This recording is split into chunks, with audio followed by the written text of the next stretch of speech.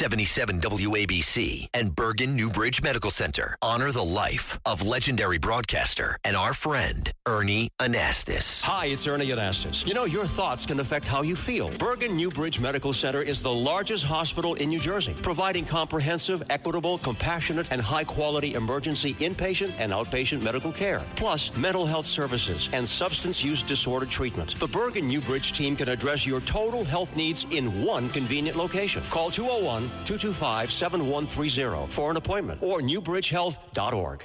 Excuse me! Taxi! Come on, what are you doing? This is the 77 WABC minicast. How's my friend Kash Patel doing? You know, he's taking a beating in the fake news and every time he goes to Capitol Hill. And there is this general fake news consensus that somehow he's not up to the job, that somehow he does not have the appropriate credentials for that job.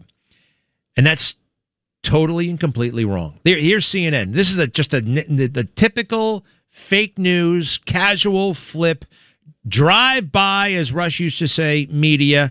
Always wrong, always lazy. Cut 8. Patel has no real experience with the FBI. He's not a former agent. That's generally a role that goes to a former agent. That's generally a role that goes to a former agent. Really? Really? How many FBI directors have there been, dummy? 8. 8. Only 8. You know, J. Edgar Hoover wasn't even an FBI agent. J. Edgar Hoover was not an FBI agent. William Webster was not an FBI agent. Anybody remember him? No, but he was the director. He actually died last year at the age of 101.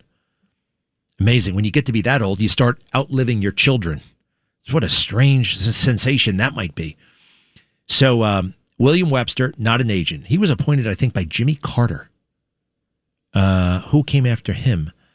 A guy named William Sessions, not an agent. You know what they were? William Webster was a judge and a federal prosecutor, okay? William Sessions was a judge and a federal prosecutor. The guy who came after that was Louis Freeh, a native of New Jersey, strangely close to the Bidens. He was a former federal prosecutor, a former judge, and yes, a former FBI agent for about 20 minutes, actually maybe 2 or 3 years. He was an FBI agent. Who came after him? Robert Mueller, former federal prosecutor. That's it. Wasn't an FBI agent. Comey, former federal prosecutor, wasn't an FBI agent. And that brings us to Kash Patel. Guess what? Kash Patel, former federal prosecutor. Also, former federal defense attorney. That even makes him more qualified. You know, defense, that's part of the criminal justice system, right? The defense part is part of the whole thing, right? But in front of the justice system, one doesn't have an advantage over the other, right? Only proven guilty. Defense, that's fantastic. He's also a former senior national security intelligence official at the highest positions in government. Chief of staff to Devin Nunes when he was the House Intelligence Committee chair. Department of Defense, Chief of Staff to the Secretary of Defense. These are critical key jobs, and he held them. And he's right up there with every other guy who ran that place. I'm trying to think who else. There's only the other guys. I'm like, J. Edgar Hoover was not an agent. Clyde Tolson, who they say was his boyfriend, he came after J. Edgar. He was the director for about 20 minutes. I believe he was an agent. Okay. Oh, L. Patrick Gray. I'm surprised I forgot about this one. He was a lawyer. He may have been a federal prosecutor. He had never been an FBI agent. I'm pretty sure about that. He was a submarine commander. You don't have to be an FBI agent. In fact, here's the dirty little secret. They don't want former FBI agents. The FBI does not want former FBI agents running the FBI. Because guess what? If you're a former agent and you know the Bureau, you'll know how to run the FBI. They don't want that. They don't want the director directing. They don't want the director running the FBI. They want to run the director of the FBI. You get it? They're the boss. If you get a boss who knows too much, who's too good, You got to obey the orders. You can't play diplomatic fake news games on them. It's harder to leak on them.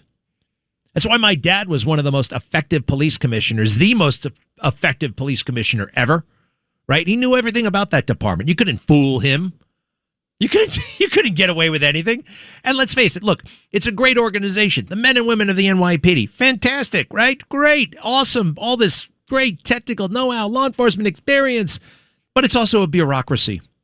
And you also have an element there, you know what I mean, who really, it's a kind of a job, and you have to discipline people sometimes, and you have to suspend people sometimes. And, if a person has walked in your shoes, it's harder to fool them. It's very easy to fool somebody from the outside who's never walked a beat. And that brings us again to Jessica Tisch, right? You think she's running the NYPD? She has no clue. Zero. It's a prestigious job. She likes the prestige. She likes going to various banquets and galas. And ladies and gentlemen, introducing the police commissioner of the city of New York, Jessica Tisch. Isn't that nice, right? And maybe she'll get a little trophy or a plaque, right? Pictures taken, video taken, right?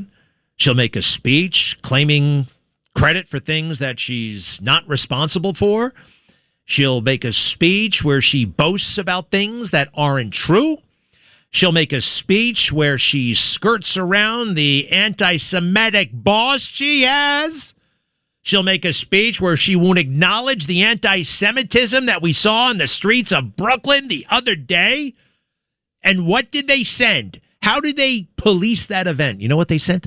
Community officers, legal aid officers, legal. You see, NYPD legal. They sent a bunch of lawyers there. You got to send cops, bats and hats, riot gear. You don't let the mob, you don't let the terrorist supporters take over the streets of Midwood, Brooklyn.